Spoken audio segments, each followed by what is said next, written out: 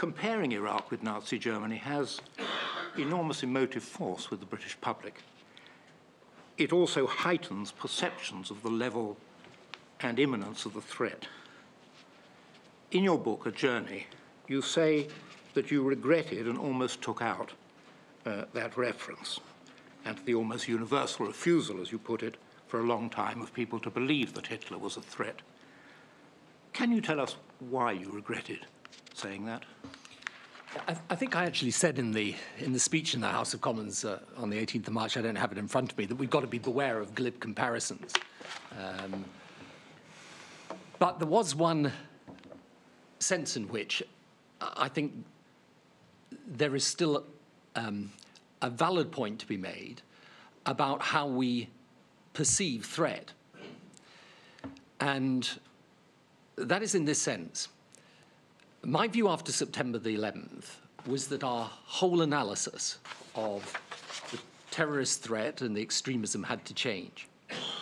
And at that point, I was most focused on this, that the single most important thing to me about September the 11th, as I've often said, is that 3,000 people died, but if they could have killed 300,000, they would have.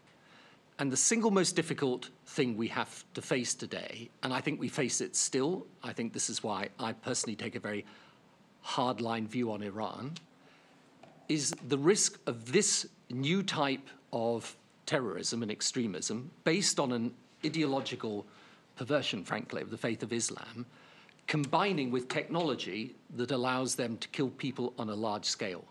Now, where I think the analogy is valid is in saying, even though we may look at the world today and say, well, does it really matter? You know, is Iran that much of a threat? Supposing we just let Saddam carry on, would it really have been such a problem? My anxiety is that, yes, we cannot take that risk, that after September the 11th, the calculus of risk had to change and change fundamentally.